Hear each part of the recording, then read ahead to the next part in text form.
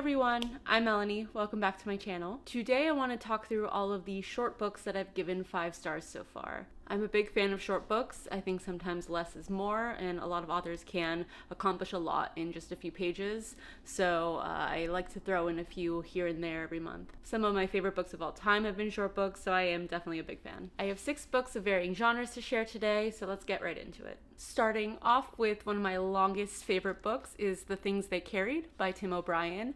This was actually one of the books that I read in high school for required reading, but I didn't typically end up reading those required books, Cliff Notes, Spark Notes. I was one of those kids. But this one I actually did end up reading, and I really enjoyed the structure in his writing. I was also weirdly a big fan of things about war at that time. Don't judge me for that. But I would watch a lot of war movies, and I liked interesting war stories. I feel weird kind of saying that now, because I'm definitely not that person. But his accounts of his experience at Vietnam and this kind of being semi-autobiographical was very interesting. Also, the way he talked about telling stories in this book really hit home for me, and I thought was very unique and different for me in terms of what I've read at that time. Since high school, I think it was last year, I did a audiobook reread, which Bryan Cranston was the narrator for this book, and very highly recommend that version. I'm not a big audiobook person. The narrator doesn't usually do it for me that much, but Bryan Cranston, because this is kind of like more of a autobiography type read, I really liked the audiobook version of that. So highly recommend. It's a lot about his experiences in Vietnam, as well as coming home and before, kind of told in vignettes, but highly recommend if you like reading about the Vietnam War, or just like a interesting narrative style as well. Next on this list is Piranesi by Susanna Clarke. This book I picked up on a whim at Barnes & Noble last year. I had heard someone talk about it, but I thought it was a very weird, interesting premise that you kind of had no idea what was going on. Even the blurb on the back doesn't give you much information, but it intrigued me. I love architecture, and this is very architectural atmosphere. So this is a book about a man who is in a large structure, building, we don't really know what, that stretches infinitely basically. There's tons of hallways, vestibules, staircases, rooms filled with statues upon statues of varying sizes. And then as he goes lower, there's also oceans in the bottom. So it's a very interesting setting, and it's written in a journal format, which was kind of new for me, but I really liked it. This book, you definitely don't know anything that's going on in the beginning, and you kind of figure out what's going on as you go, and I'm a big fan of that type of book, so I think you should definitely stick with it until at least the halfway mark if you give it a try, because it does start out kind of slow and it's confusing, but to me the ending is way worth it. And this book is definitely not for the plot, it's for the vibes and the atmosphere, and I fell in love with Susanna Clarke's writing. She's one of my favorite authors now. I read Jonathan Strange and Mr. Norrell as well from her. She's only written 2 books so far, so that's all I can read from her at this point, but I'll read anything she writes in the future for sure. This book I think is definitely, you either love it or you hate it. You kind of have to let it take you where it wants you to go, kind of let it guide you rather than you trying to predict what's going to happen or not. I think it's definitely one of those types of books. This is currently one of my favorite books of all time, so I will always be recommending this book to anyone that reads. It's kind of the first book I always recommend to people who want to kind of maybe try fantasy or something weird. Definitely this is the intro to weird fantasy books.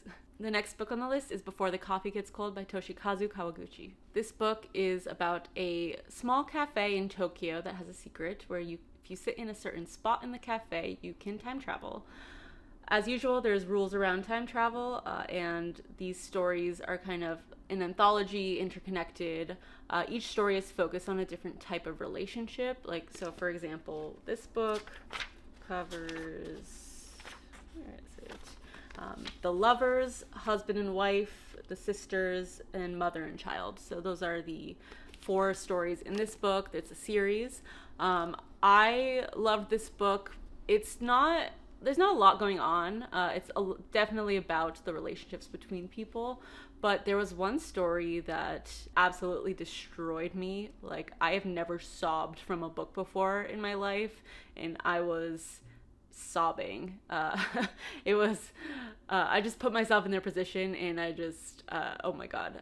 This book gives you all the feels. There's not always sad stuff, there's some happy stuff as well, but you know, you have a wide variety of relationships and outcomes, and it's a good, like, quick read. You can pick it up, put it down, because they're individual, kind of contained stories. I think if you like kind of cozy feel, that you want to even read in a coffee shop, this is definitely a go-to. Probably a good one for traveling as well, because you can, you know, take your time with each story.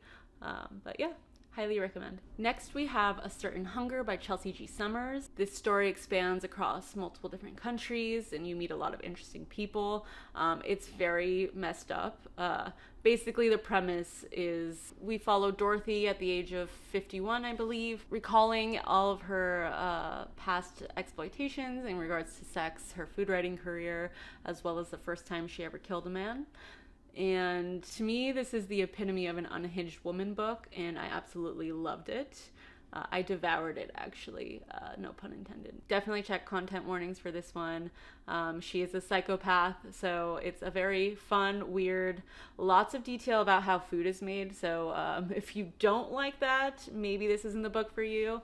But very interesting read, and I think it was extremely well written, and I loved how weird and unhinged it was, and this is definitely a 5-star book for me, and I'm a big fan. So if you can deal with the content of this book, it's definitely always a recommendation for me. The next book is I Who Have Never Known Men by Jacqueline Hartman. This is a translated from French book. Jacqueline Hartman is Belgian. And this story I have talked a little bit about before in a previous video, but this story is about a young woman who finds herself locked in a cage with 39 other women that have no idea how they got there. They're surrounded by only male guards that just feed them, give them what they need. None of them remember anything about their lives or why they're there. And then all of a sudden one day an alarm sounds and all of the guards disappear, and they find that the gate to the cage is unlocked. So they decide to explore where they are and finally get out. And that's where I'll stop, because the rest of the book you'll have to read to find out what happens. It is a very bleak and interesting look at a specific type of life. And also it's very beautiful in the way that it describes kind of the monotony and everything. And this made me think so hard, like existentially, about my thoughts and feelings. And I think it was just so interesting to read. I was not expecting to love this book as much as I did. And I was not expecting what this book ended up being. So if you're interested in, once again, another weird short book focused on women and just life in general and existing, this is such a unique read. And there are sirens in the background. I am sorry for that. So if that sounds interesting to you, I think you should definitely try this one out. And last but not least is The Fire Next Time by James Baldwin. I also just talked about this in a video, so I'll keep it short. This is a collection of a letter and an essay by James Baldwin. It is nonfiction. The first is a letter to his nephew that is only 7 pages, but extremely impactful. And then the other essay is about Baldwin's life, growing up in Harlem, his relationship with religion and becoming a youth minister, as well as meeting with Elijah Muhammad, who is from the Nation of Islam, as well as his life during that time period of history. I wanted to underline every word he wrote, basically. He wrote some very impactful lines around being Black in America, and it's crazy how this book was written in the 60s, right in the middle of that movement, and it still resonates today, and it's still valid today, what he's saying, and it's very sad and upsetting, but also, like, I think every person should read what he has to say in this book, because it's eye-opening, but also just said in such a beautifully impactful way. So it's only 100 pages, so if you do anything, at least read the first, like, 7 pages, which is the letter to his nephew. That's extremely impactful in such a short amount of pages.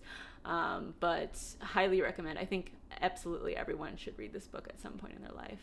Now is better than later, for sure. And that wraps up my short books that I gave 5 stars. I will continue to probably read a lot more short books, so I'll keep you posted if any of them become 5 stars. The Fire Next Time was a very, very recent read for me, so I will keep adding to the list and maybe end up with a part 2 soon. So please stay tuned for future videos, and thank you for watching. Bye!